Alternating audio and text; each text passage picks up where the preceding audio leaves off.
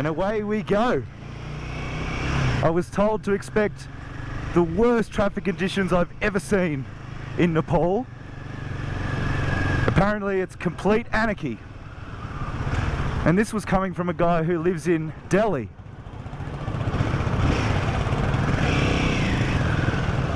So I don't... I'm making it up as I go along. A country I've never been anywhere near. This couldn't be more new for me. Oh man, this goes against every instinct.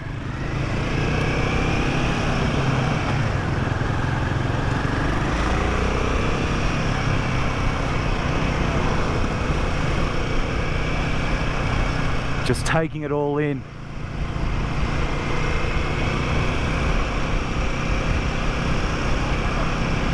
It's been a little bit daunting, this trip, because of the Chinese element. Entry isn't the easiest thing in the world, especially when you're carrying cameras. But our guides have been as helpful, you know, as they can be. I'm trying to follow that guy over there on the Himalayan, but he's absolutely hustling.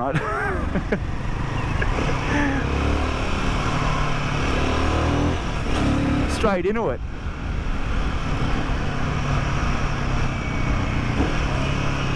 But before we get to Tibet, let's soak in as much Nepal as we can. Let's eat some Nepalese food, drink some Nepalese beer, meet some Nepalese people.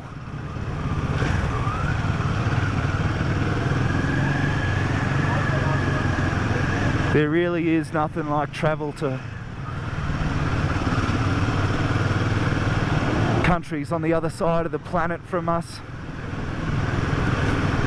It opens you up to so much emotionally, even spiritually, and that's coming from a very secular dude.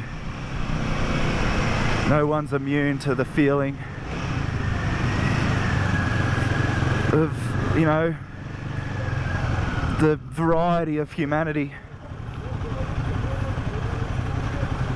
I'm already waxing lyrical and I'm only a kilometre into the ride, so I guess you'll have to get used to it. This is actually so sketchy though.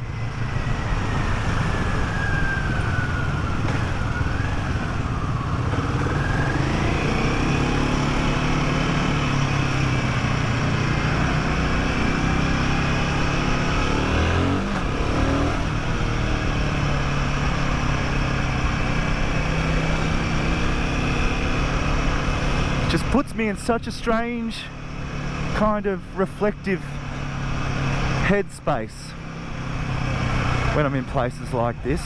It slows down my heart rate. You're more conscious of what you're hearing and what you're smelling and what you're seeing. You know, a lot of life becomes a sort of sense of autopilot when you're, you know, in the country that you reside. You're so used to it. It's all taken for granted. But when you're so far from home like this, it's almost like your awareness just expands. You don't know where to look. Your brain's trying to make sense of every smell, sound, feeling, vibration. And there's also a sense that you have to have eyes in the back of your head, because you're out of your comfort zone. You know, you're not really being protected. There's no one looking after you. In fact, there can be a sense of skepticism and distrust for you. Such is the nature of being a fish out of water. But you know, there's that classic Mark Twain quote. I hope I don't butcher it, and I hope it's Mark Twain, but it says, "Travel is fatal to prejudice, And it couldn't be truer, because everywhere I've travelled, and even if I've been in some sketchy situations, you know, by the military or the police or whatever, generally people look after people. Generally people see you as a guest in their country, and they want you to feel welcome. And it's always made me feel different about the world, and it's always made me more, you know, open to different cultures and stuff. I mean, it's the diversity and the variety of life that makes it fucking beautiful. But otherwise, I reckon it'd just get pretty damn boring.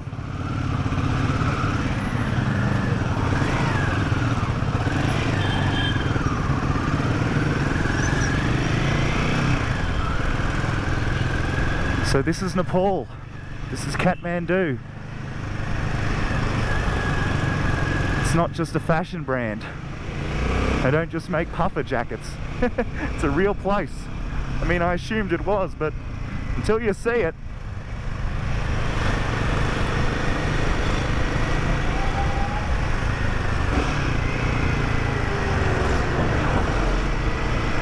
Traffic is sketchy though.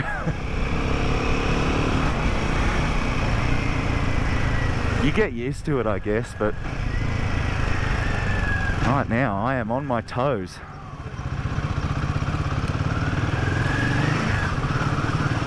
I'm straight up lost too, which it just occurred to me. I'd never get back home, and I've got no SIM card here.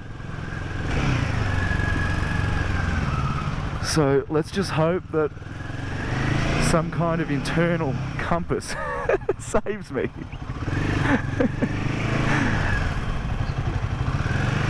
I'm always struck by these electrical wiring jobs. I mean, how could that be safe? How could that possibly be safe? I mean, what happens? I mean, you lose current. Oh yeah, I'll just follow the line back to the source.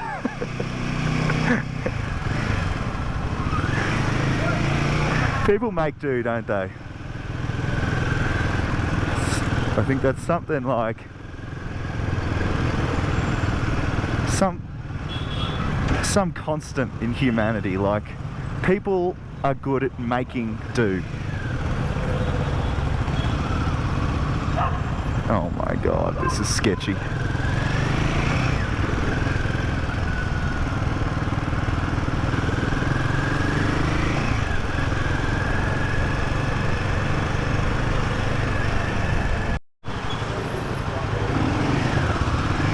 This is wild.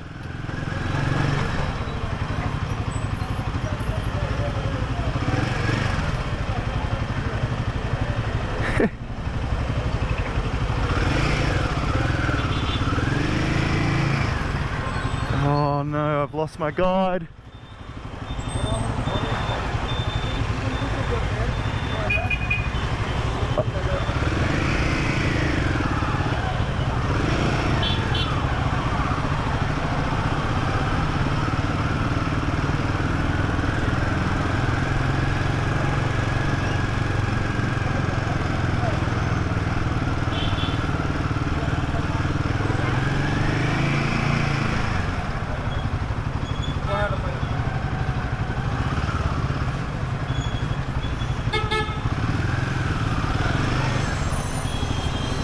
They definitely went this way?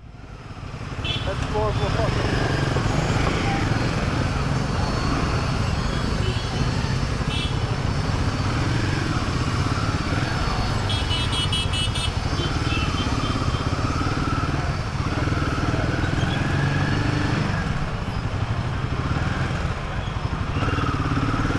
Okay, now I actually am lost.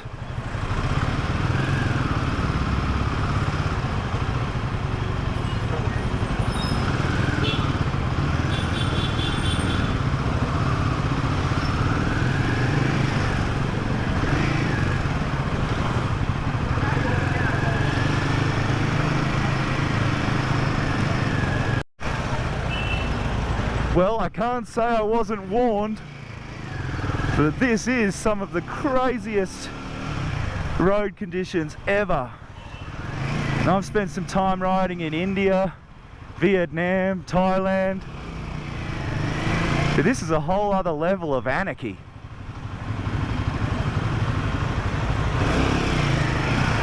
Hey, just, oh man, so at any second you could crash, you know. There's not one moment of peace.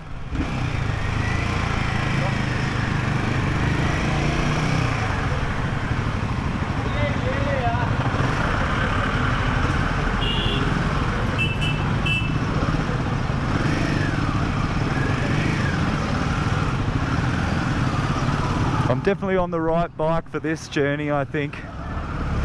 You know, the Himalayan, it's a humble motorcycle in the broader context, but I mean, could you think of something better for around here? I'd struggle to think of something, you know, easy to work on if anything goes wrong, uses no fuel, agile in this crazy ass traffic, and the suspension to handle completely destroyed roads. Yeah, got the right steed.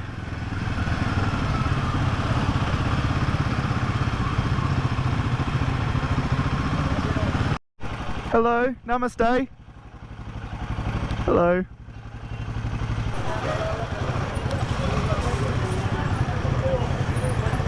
Bit of adventure riding. Better stand up, eh?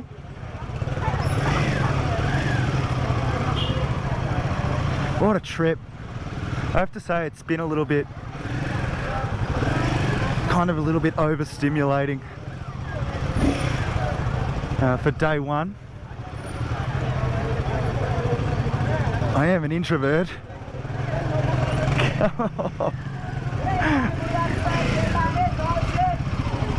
And I generally don't do so well with crowds. But you know what? Real travel puts you out your comfort zone anyway, you know. This is what it's about. This is the challenge. And so when you get back to your hotel or wherever you're staying and you get that beer, you appreciate it all that much more. You can just stand here. Huh? You take a low shutter picture, like you can just stand here. 2 minutes. Okay. It's good to be on the road. I was getting a little bit claustrophobic in Nepal, in Kathmandu. I also didn't expect it to be so damn hot. I'm actually looking forward to the freezing cold minus temperatures of the Himalayas. Yeah, these first couple of days I kind of almost want to get them done with, because I mean that's the hardest bit of this, is crossing the border into Tibet, China. And if you feel like I'm using a bit of double speak, well, it's because I probably am. How do I put this, you know?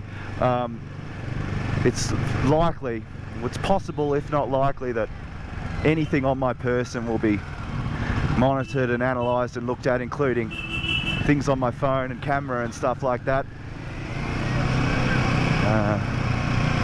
It's just the way it is, but get over that border and into Tibet a fair bit, I think then we can relax. So yeah, just want to get this bit done with,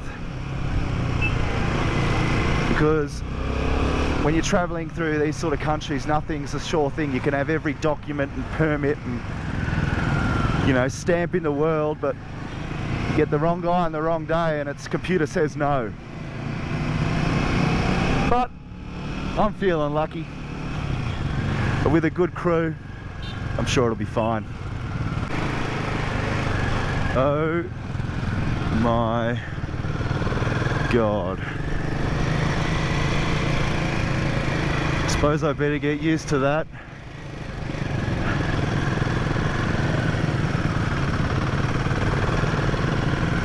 Although I don't know how you could.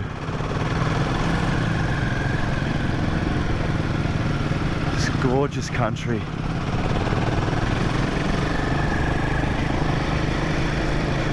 Wonder how this bike's gonna go with the crazy altitude, you know? The air's gonna be really thin. I've been told, you know, when you go up the mountains, like, you sort of don't want to stop. You want to stay at the high altitude for as little amount of time as possible, because while you feel like you're fine at the time, you know, later on in the day you start getting a headache, might get nauseous because of the thinness of the air. You know, normally on a lot of my bike trips, you know, more or less throw caution to the wind. You know, work the bike pretty hard, work myself pretty hard, but I've got to be out here for 2 weeks, so it's a bit of a different game. It's a bit more of a, well, it certainly is an endurance mission. I'm going very easy on the throttle and the bike. You know, fuel is difficult. In Tibet, you know, you can't pump it yourself. There's some protocol. If someone goes out and gets a jerry can. While we do have some technical support, not much, you know. I feel like if anything happens to this bike, I'll be on the side of the road fixing it. So yeah, look, while I am with a tour and they take a lot of the heavy lifting, it's by no means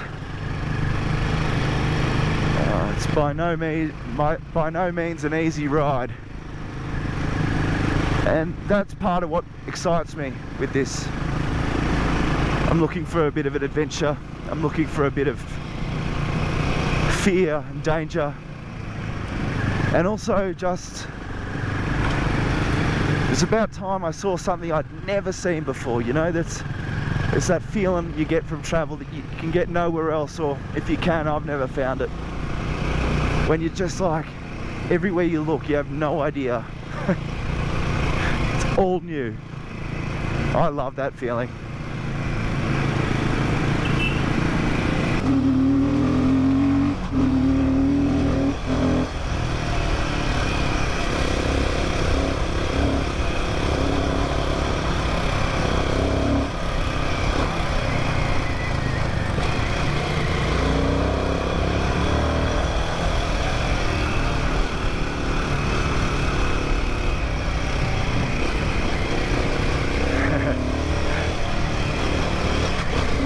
You got to be so careful of the trucks coming around the, as if not to illustrate my point perfectly. But the roads are so fun and up and down that you can't help it. Get a little bit fruity with it.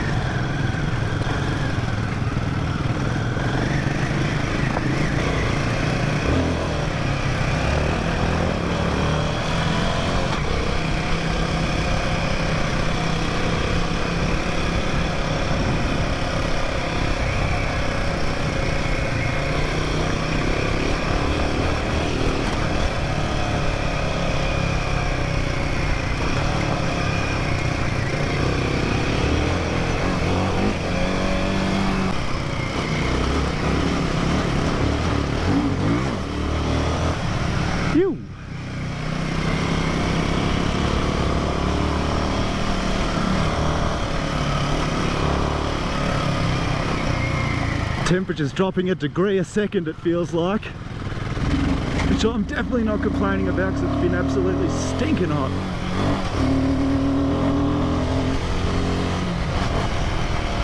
These roads are so fun. It's such a great mix, tarmac and dirt. Himalayans, really, it's the perfect bike for this trip, no doubt about it. It's in the name, I guess.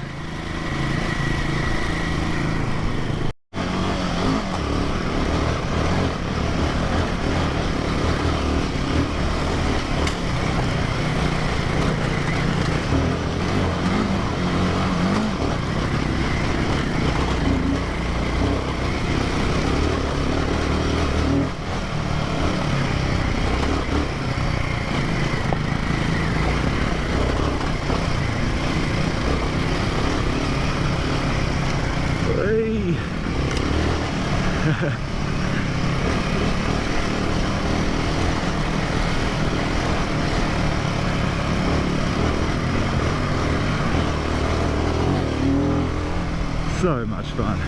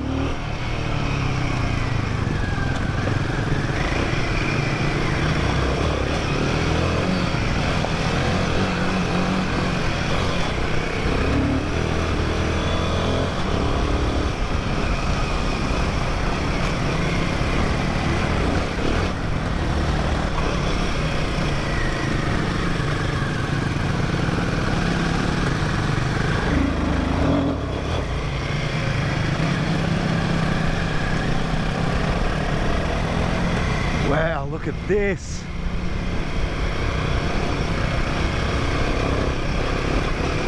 Sorry lads, coming through. It's not my fault, I'm Australian.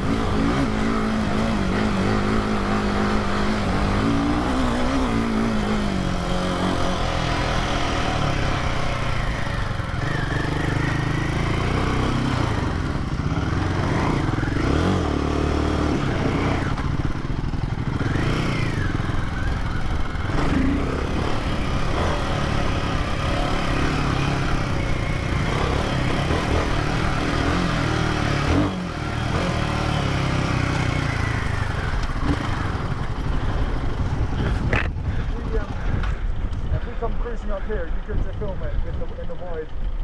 You want a horizontal video or photo?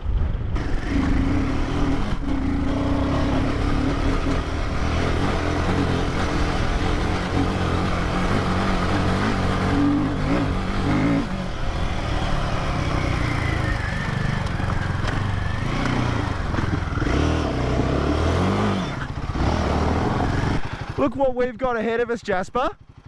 Looks like the Stelvio Pass. It does, rather, doesn't it? We'll be testing these front brakes, I reckon. You know what, we could get the filming guys. There is flash back. Yeah, we can see the car. You can take a waterproof shot. There's flash. You know what we could do is we go down it and then halfway we could come back up on a right hand and go Yeah. on the way back up. Yeah, nice uphill. Yeah, right.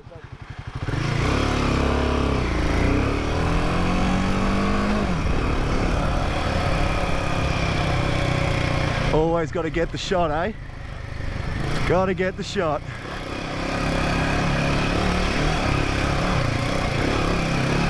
Ah, here we go.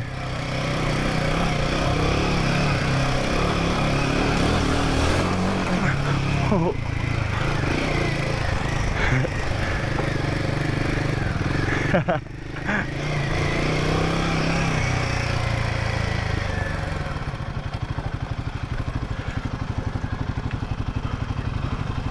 Fucking feet came off the pegs.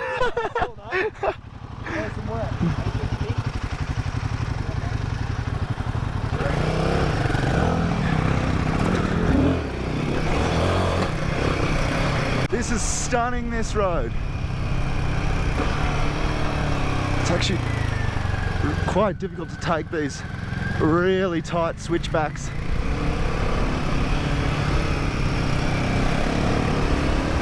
Oh man. Looks like a Bob Ross painting.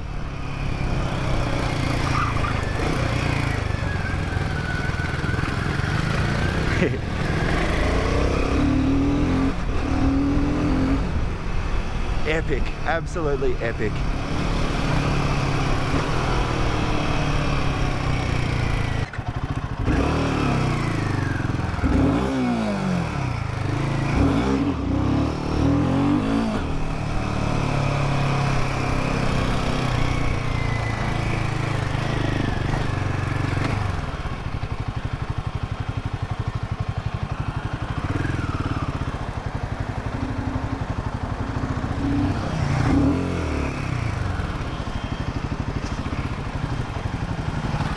After you, bro. Sand whoops, baby. Anything for the shot.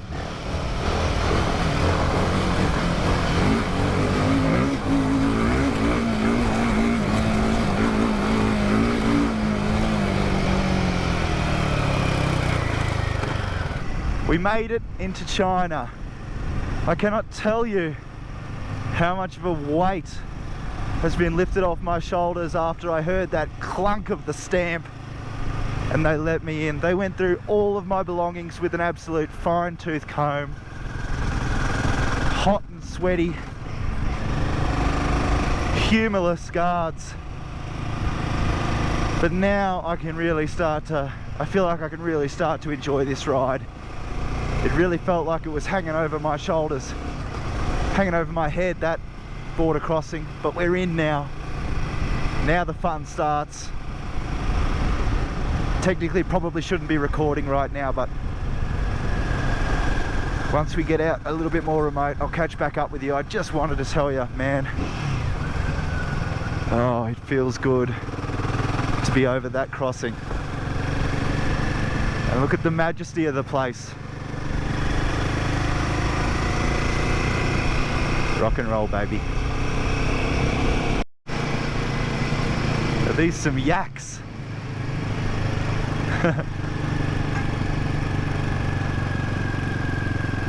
Hello, mate. Hello. Hello. Oh, my first look at the snow-capped mountains. Gonna be seeing a lot of that over the next few days. Let's see how they reveal coming out of this tunnel. It's a postcard.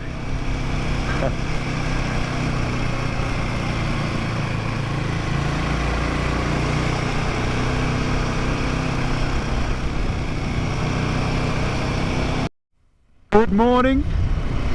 It's getting nice and brisk now.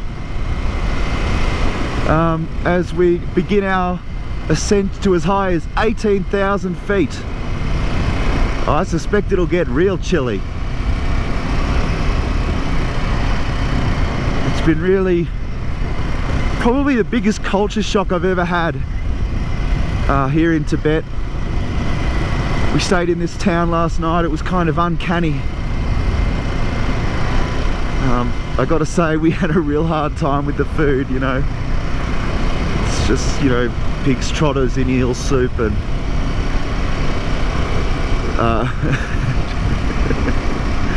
look, I don't want to be rude, but oh my god,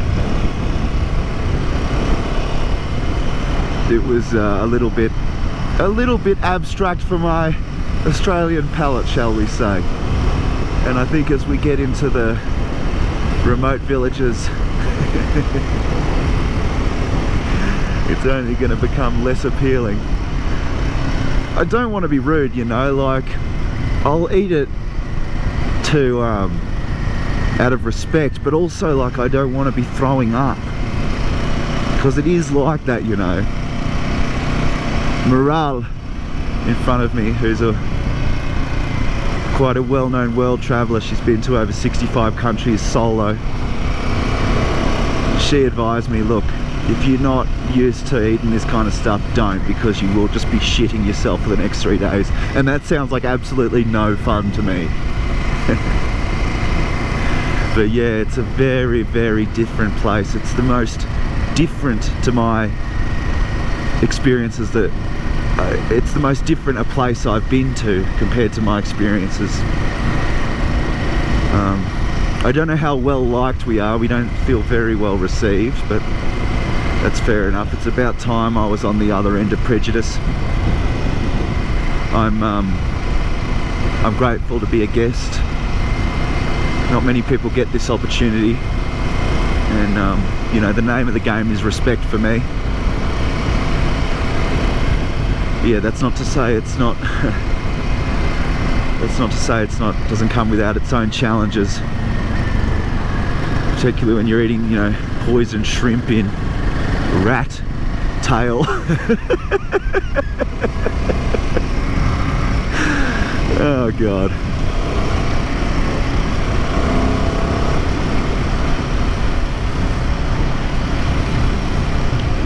It is beautiful. It's so beautiful.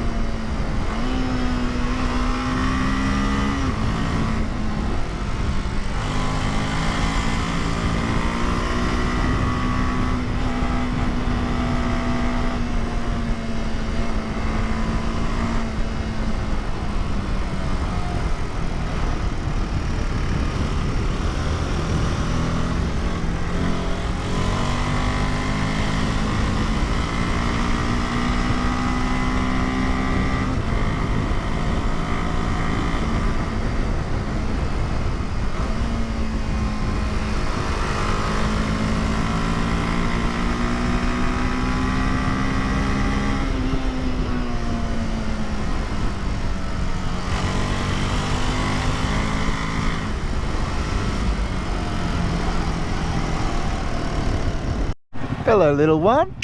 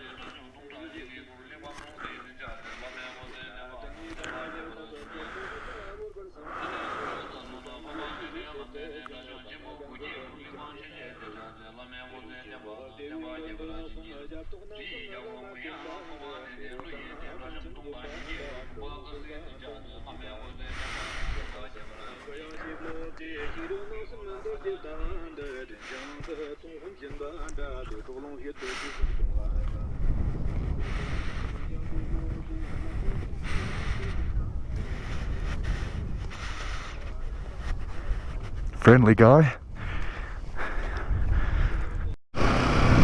Check out this lake. I'm so happy to have dropped off some altitude. I was dying up there. This is extraordinary.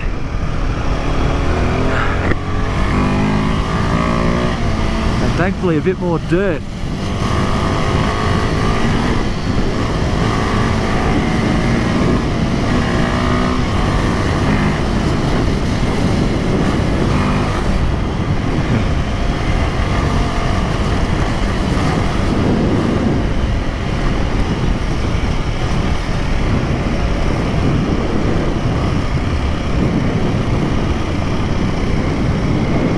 God damn.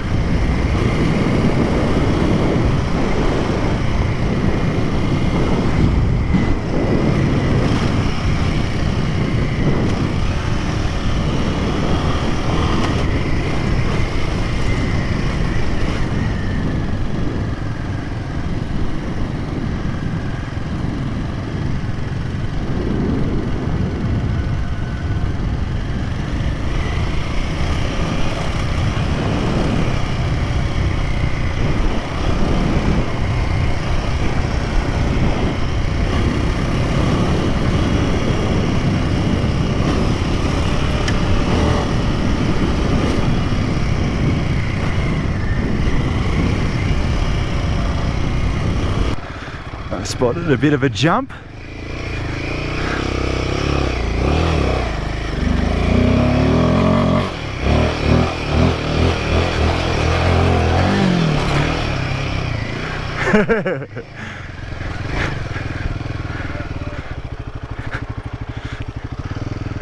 Bro, that's not a fucking bad effort. Thanks, man. I'll give you that. It's a nice little tabletop. Yeah, it's lovely. Well, there she is, Mount Everest. I hate to be a sad sack, but it's a pretty underwhelming. Is that it? Man, I honestly expected some crazy thing like beyond comprehension, but there it is. I think we'll have to get a little bit closer, and I think maybe then it might it might be a little more commanding. Anyway, I'm so hungry. I haven't had like a reasonable meal in days. Altitude is so getting to me. I'm thirsty. This ain't no luxury tour. This is a real adventure, and so I'm keeping that in my head.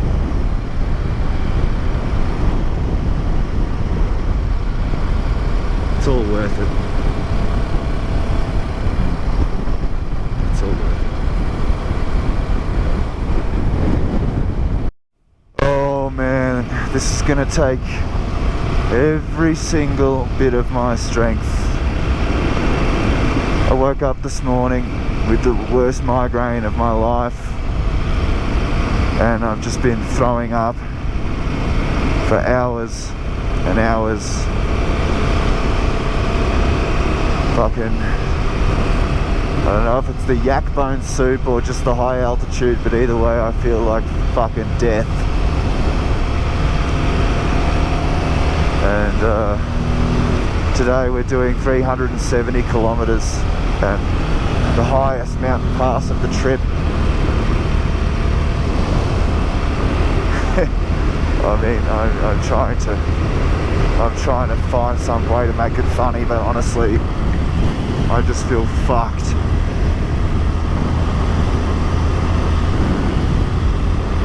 Forgive me.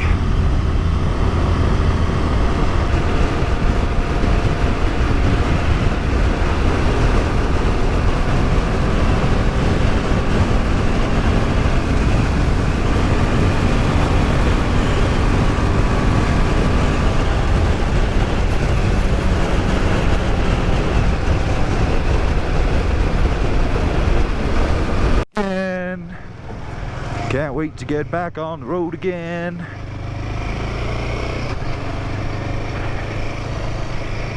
This really has been the trip of a lifetime, but in a challenging way. Some great people on this trip, great people from all walks of life. One in particular, Morale, who I've been hanging out with a lot. She's an Iranian woman who basically escaped the oppressive country to go and conquer the corporate world. And then she threw it all away to travel solo on her motorcycle over 65 countries. She had a child on the road in Africa. Real tough chick, made of the right stuff, and you know, one of the most inspiring people I've ever met.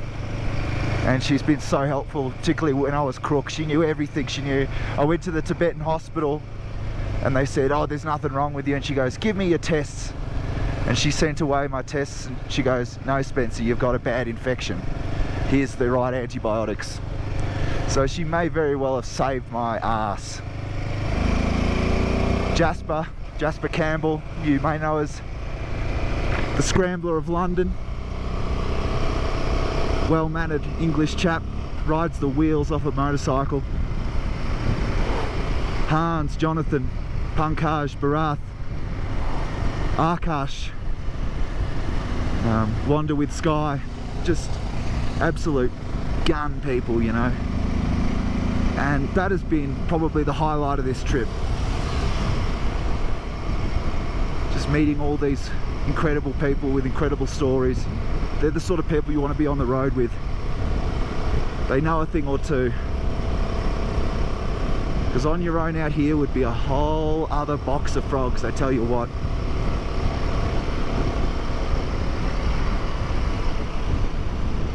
I really was sort of expecting temples and monks, and you know, I had this romantic view of Tibet like it was, you know, well, it is a spiritual place, absolutely, but what's happened in recent years, again, I'm going to be using code, has changed the place. I can't explain. I mean, you guys watching may know all about this, so please don't think I'm condescending you in any way, but I mean, just 2 weeks of constant surveillance, 2 weeks of biting your tongue, being careful of what you say.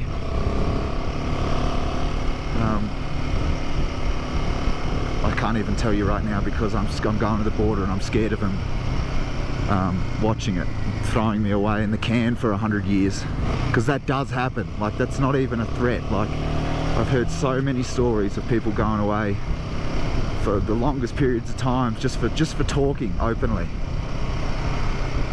and you get the impression that these people are, you know, just in fear of that, and I think that's why they can be so cold. It's a very cold place, not a lot of love at all, and my instinct was like, what is wrong with these people? You know, I'm just trying to ride through your country, like, you know, I'm here out of respect. I want to see your beautiful country, and I've been met with pretty much coldness everywhere I've been. And the more I've thought about it, I think it's a fear. I'm an alien, and the powers that be will come down so hard for absolutely fucking nothing. And one of the takeaways, really, of this whole thing is, one, how bloody lucky am I to live in a place where I can speak freely.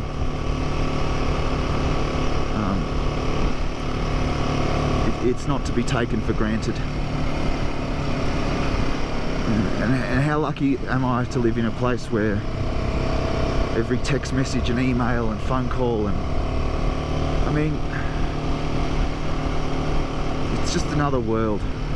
There's a certain country, I think the initials might be NK, if you can piece that together as the intelligent folk you are at MOTO.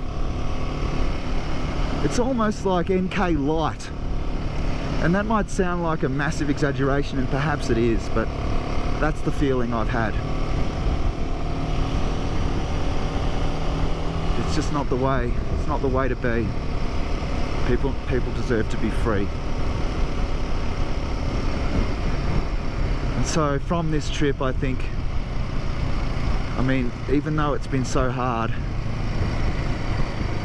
I do it again in a heartbeat. I do it all over, because the life learnings are immeasurable, and the beauty of the place is just incomprehensible. There you go, a couple of 3 syllables for you. Incomprehensible. 6 syllables. How smart am I? So we're going back up a really steep pass today, the steepest pass on the trip. I think it's 19,000 feet or something.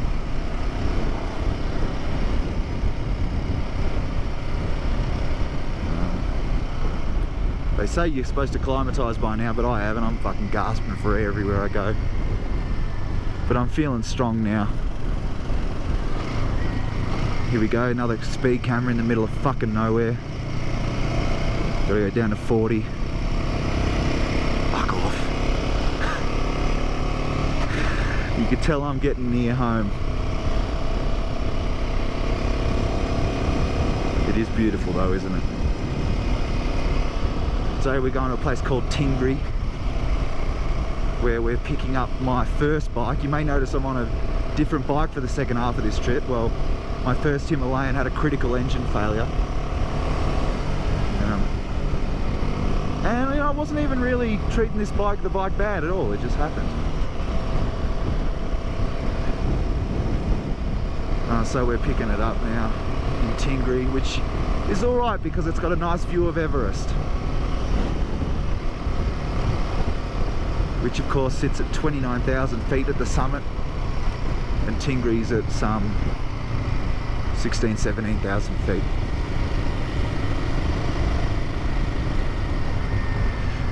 Better turn my camera off, it's a police checkpoint. You gotta see my passport. Fucking measure my dick. Fucking hell. I've noticed it's kind of interesting, they have these everywhere. See that cop truck there? Those are all over the joint, like different types of cars. But what I gather is happening is when they decommission an old police truck, they just put it on the side of the road and put some blue and red LEDs all over it to you know, kind of make you double take and slow down. They also have these like fake mannequin soldiers and cops all over the place where their arm sort of moves on a spring. So you come around a corner and you're like, oh shit. But it's just, yeah, it's just a mannequin. It's getting really cold now. Interestingly, like, often it's quite hot. You never know how to dress. Rock and roll, lads. Rock and roll.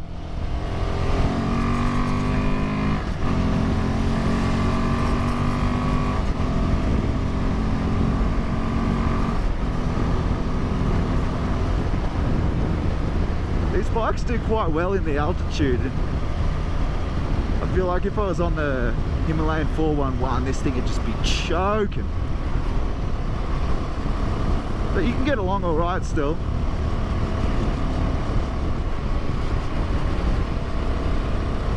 Look at that. Fuck me dead.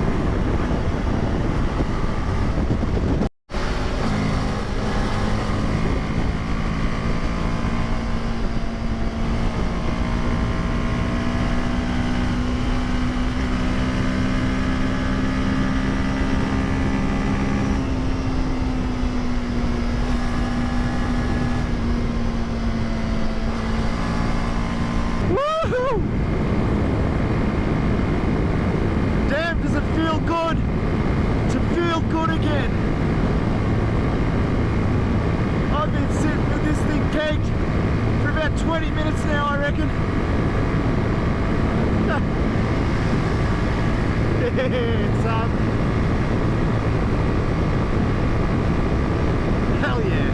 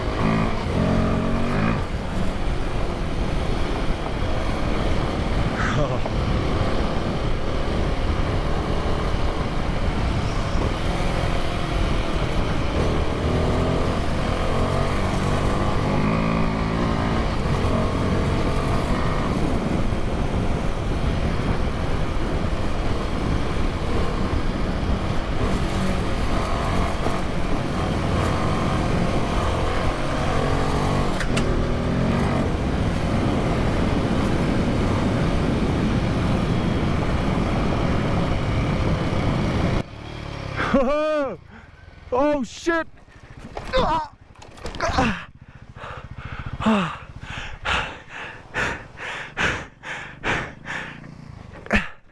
Why did you take me down there? Why'd you take me down there? Well, I didn't fucking see it. Oh, can you help with my bike? Are you alright? Not really.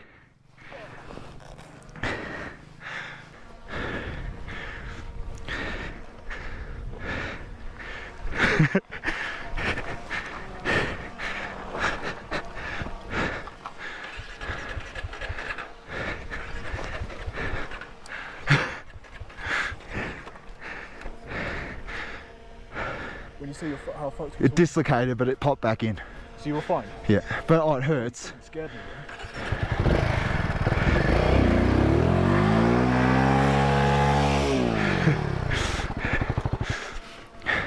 Yeah, I felt it go straight out.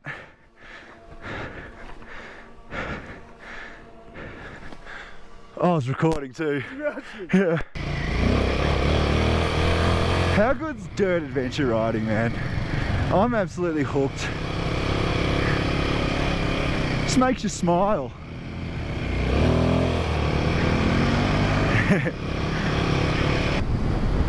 What an awesome stretch of road.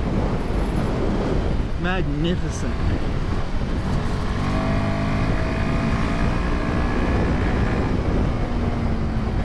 And the great thing is, the further and further we descend, the faster the bike gets.